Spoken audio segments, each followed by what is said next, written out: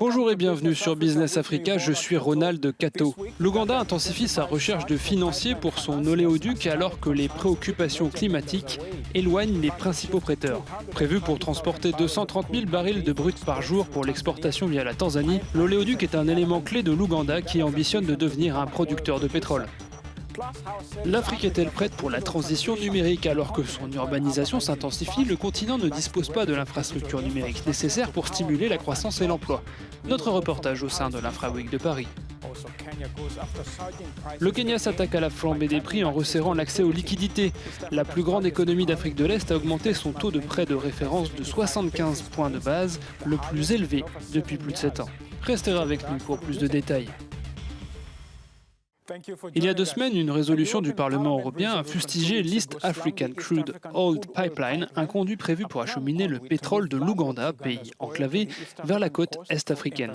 En cause, les violations de l'environnement et des droits. C'est la dernière chose dont Kampala et les majors pétrolières Total et CNOOC avaient besoin. Les principaux financiers se tiennent depuis à l'écart du projet et l'Ouganda craint que cela ne rende ses vastes réserves de pétrole inutilisables. Les ambitions de Kampala d'intégrer le clan des producteurs de pétrole reposent essentiellement sur un oléoduc en voie de construction reliant les gisements du lac Albert, dans l'ouest de l'Ouganda, à la côte est tanzanienne. Baptisé EACOP, le plus grand oléoduc chauffé au monde, pourrait acheminer jusqu'à 230 000 barils de pétrole par jour.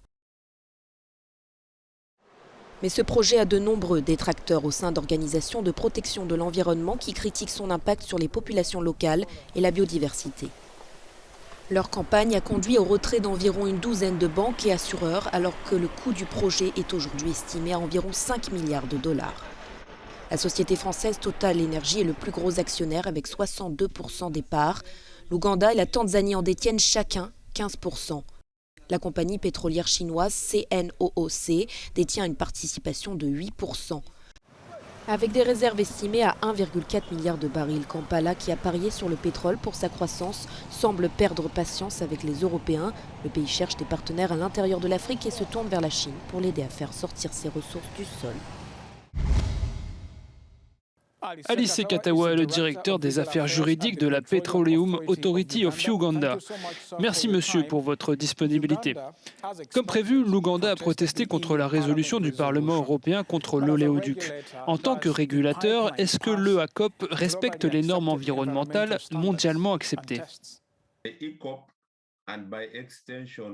L'IACOP et par extension le projet pétrolier ougandais ont fait l'objet d'une série d'audits sur l'environnement et les droits de l'homme par des experts internationaux et ils ont satisfait à toutes les normes minimales ougandaises et internationales.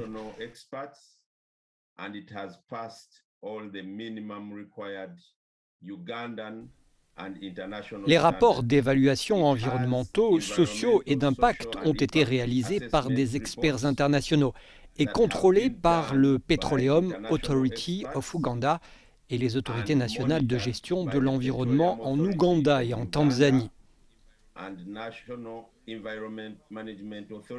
En outre, nous sommes très confiants dans le fait que les préoccupations environnementales et les préoccupations en matière de droits de l'homme soulevées dans n'importe quel forum peuvent recevoir des réponses compétentes parce que nous avons pris suffisamment de temps, plus de 10 années depuis les découvertes commerciales de pétrole, afin de préparer et nous assurer que le projet répond aux normes internationales.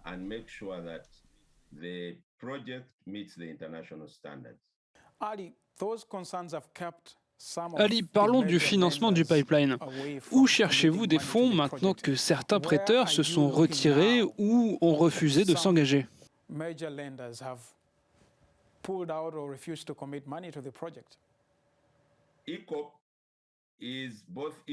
IACOP est à la fois un projet de capitaux propres et de dettes. Les actionnaires du projet, qui sont le gouvernement ougandais, le gouvernement tanzanien, les Chinois et l'ONU, se sont entièrement engagés sur la partie capitaux propres.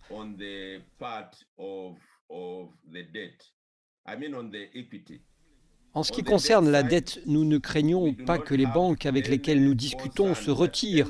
Nous sommes convaincus que les financiers avec lesquels nous discutons vont prendre des décisions de financement. Comme vous l'avez constaté il y a presque un mois, la Banque islamique de développement a confirmé le financement du projet. De nombreuses autres banques de développement pro-africaines vont se joindre à nous. De plus, le financement est un service.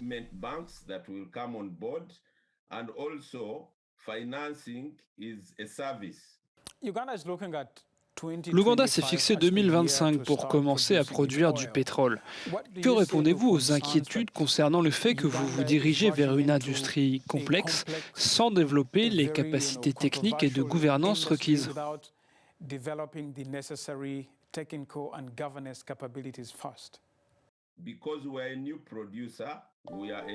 Parce que nous sommes un nouveau producteur, nous sommes une nouvelle frontière.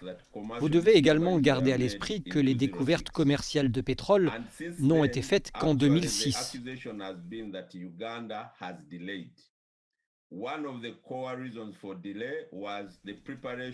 En fait, l'Ouganda a été accusé d'avoir pris du retard.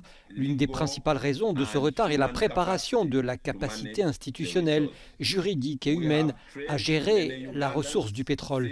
Depuis 10 ans, nous avons formé de nombreux Ougandais dans les meilleures universités du monde. Nous les avons exposés. Nous avons mis en place un réseau de processus de pointe.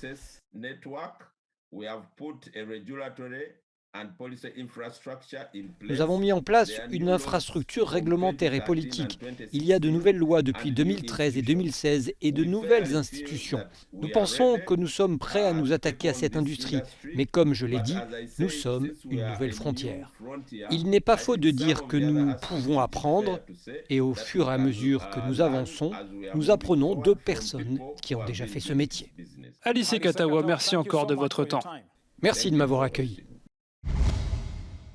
Bien qu'elle soit leader dans les domaines tels que l'argent mobile, l'Afrique ne dispose toujours pas de l'infrastructure numérique nécessaire pour soutenir la croissance, le commerce et l'emploi. Le continent doit dépenser au moins 7 milliards de dollars chaque année afin que sa transition numérique soit réussie. 97 milliards de dollars est la somme nécessaire pour que la fibre optique puisse être déployée en Afrique et assurer la transition numérique du continent. Pour y arriver, le financement des infrastructures digitales en Afrique doit être l'affaire des États, mais également celle des partenaires privés. Cependant, les partenaires publics et privés, les PPP, sont très embryonnaires sur le continent. Lors de la Paris Infra Week 2022 à Bercy, des solutions ont été évoquées afin de booster ce partenariat. Qui peut financer? C'est un peu tout le monde. Un opérateur télécom va investir beaucoup. Les fonds d'investissement, on en a parlé, viennent mettre de l'argent en plus. Les caisses de dépôt, si on arrive à mobiliser les fonds d'épargne de la diaspora, comme ça a été cité, viendront abonder. L'idée justement, c'est de trouver toutes les sources de financement et de réussir à les faire travailler ensemble. Et c'est souvent ce qui est le plus compliqué et le plus long. L'Afrique pourrait s'inspirer de l'Inde, qui est prête à lancer la 6G, mais il faudra adopter des méthodes spécifiques, comme l'explique l'ambassadeur indien en France.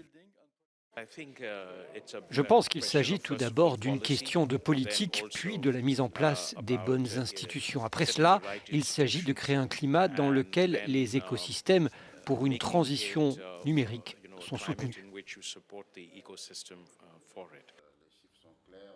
Les pays en Afrique ont traditionnellement recours aux prêts bancaires et pourtant les émissions sur les marchés de capitaux peuvent jouer un rôle essentiel dans le développement des infrastructures numériques.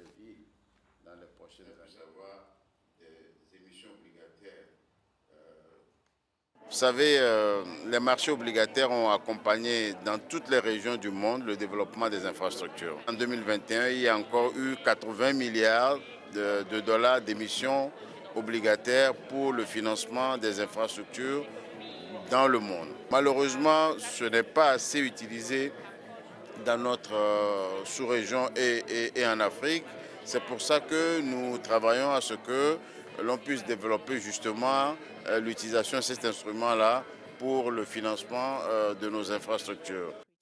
Un autre problème majeur demeure, celui de la perception du risque. Il faudrait que les États travaillent pour pouvoir les anticiper, notamment en valorisant davantage l'image de leur pays.